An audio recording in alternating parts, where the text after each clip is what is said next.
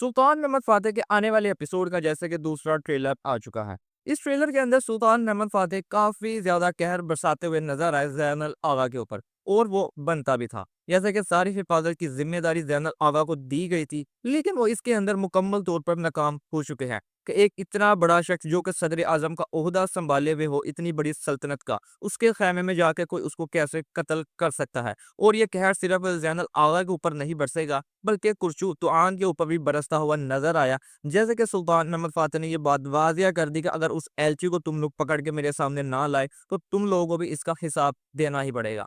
लेकिन वो एलची उन्हें किसी सूरत में मिलने वाला नहीं है। व्लाद ड्रैकुला पहले ही उस एलची और जो सिपाही उसके साथ आए थे, उनका काम तमाम कर चुका होगा। जैसे कि व्लाद ड्रैकुला ये बात जानता था कि अगर ये एलची इनके हाथ लग जाएगा, तो मेरा राज़ खुल सकता है कि जो मैंने मंसूबा तरतीब दिया था, वो सामने आ सकता है। इसलिए वो पहले ही इन सब का काम तमाम कर चुका होगा। और इसी ट्रेलर के अंदर हमें एक सीन देखने को मिलता है जहाँ पर उन्हें एक लाश मिलती है ज़मीन के अंदर से, और ये लाश एलची की ही होगी, और ये बात जाके कुरतुद आन को उसके सिपाही बता भी देते हैं।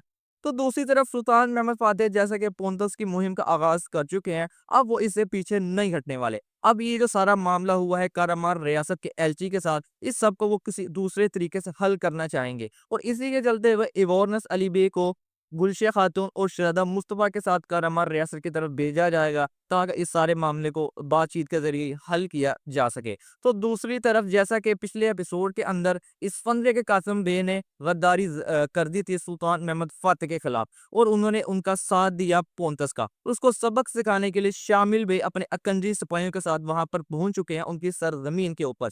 लेकिन यहाँ पर इस फंदे के कासिम बे की हिफाजत के लिए ग्रेवन जुस्तियानी भी वहां पर मौजूद होगा, और पेद्रो भी अपने सिपाहियों के साथ।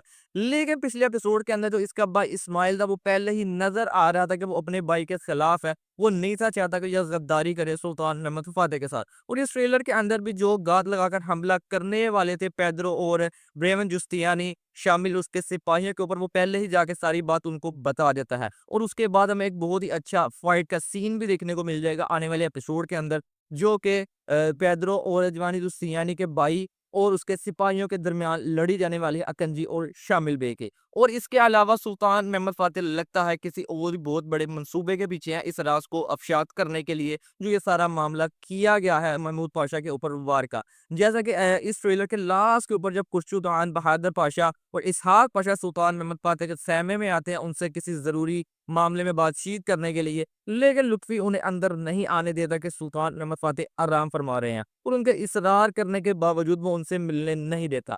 लगता है कि सुल्तान मोहम्मद फ़ातिह अपने ख़ैमे में ही मौजूद नहीं है, वो किसी और जगह पर गए हैं इस सारे मामले को हल करने के लिए। यानी आने वाला एपिसोड काफ़ी ज़्यादा इंटरेस्टिंग और मज़ेदार होने वाला है, और इसकी स्टोरी जैसे कि हर एपिसोड के आने वाले एपिसोड के साथ-साथ मज़ेदार होती जा रही है, तो ये वाला एपिसोड भी बहुत ही ज़्यादा मज़ेदार होगा।